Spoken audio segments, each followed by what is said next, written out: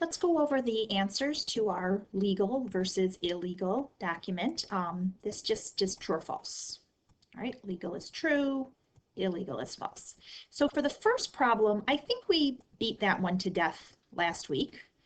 That would be true, right? We can add by adding the whole numbers, then adding the fractions, right? That's just making use of both the commutative and the associative property.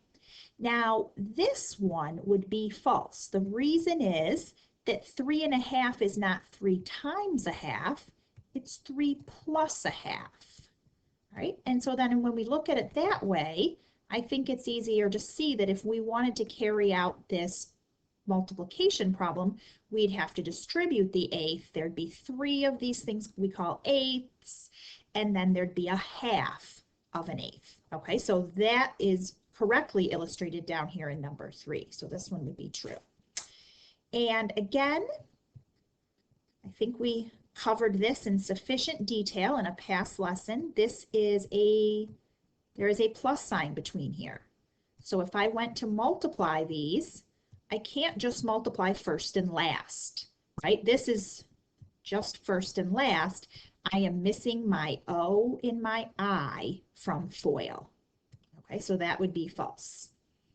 Then to help you understand 6 and 7, let's go back to one of my favorite sayings: how do we change the appearance without changing the value of an expression? All right, we do this all the time in math. I filled in number 3, which is substitute anything for its equal, right? But as far as, when we apply multiplication or addition, how do we make things look differently without changing their value?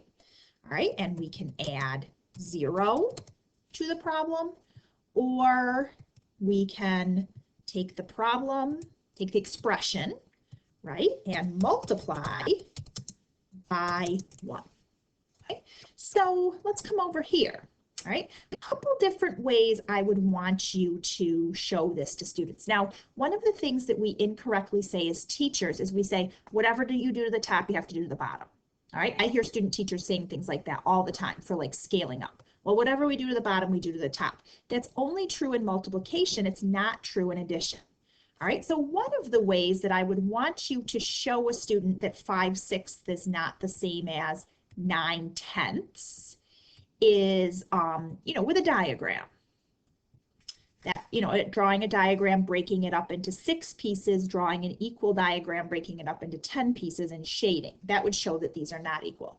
But the mathematical principles on the last page tell me that unless I'm adding 0 somehow, I change the value of the expression if I try to add anything other than 0. Now, sometimes students say, oh, well, you added 1. I actually didn't add 1. Right? When I add 4 to the numerator and 4 to the denominator, that's not adding 1. But clearly, I added something to this fraction that was not 0. Okay, so that's how I know that this would be false.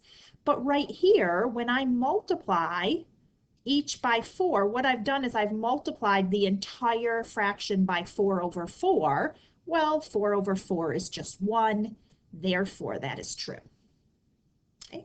Down in this section, for the same reason that some of our multiplication was true and false, same reason will apply here to these. So if I have 7 plus 1/2 and I want to divide it by 4, remember, dividing by 4 is the same as multiplying by 4 over 1. Right? This would be true, right? So that's saying I have to take each separate part in that sum and divide it by 1/4 or multiply it by 4. So that would be true, but for this basically the same reasons that it was not true in multiplication. If I have this problem, right, I would have to take the 10 and divide it by the 2 1/8. Right? Then I would have to take the half and divide it by 2 1/8. All right, that would not be the same as taking the 10, dividing it by 2, taking the half and dividing it by 1/8. All right, so this is false. And over here, recall that dividing by 2 is the same as multiplying by a half. Right? Dividing by 2 is the same as multiplying by a half.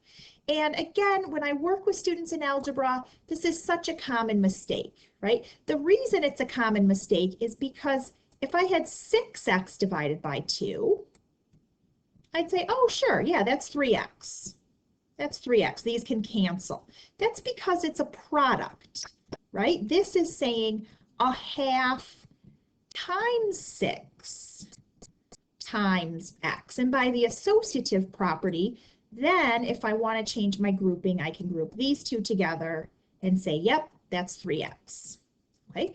But this problem behaves differently when I have a sum here, right? When there's a sum, so in multiplication, I can't distribute over multiplication, but I can distribute over addition. And so I have to divide both the x by a half and the 6 by a half. Okay, so this would be correct if I went like this, right? That person forgot to distribute the half to both terms. Okay, so then down below, dividing by a quarter is the same as, or dividing by 4 is the same as multiplying by a quarter, right? So then I would have to distribute this through, and this correctly distributes. And I love this exercise at the end of the course. I feel like this is a great summary. So this is true, but I feel like this is a great summary of a lot of the really important concepts that we've had sprinkled throughout the entire course.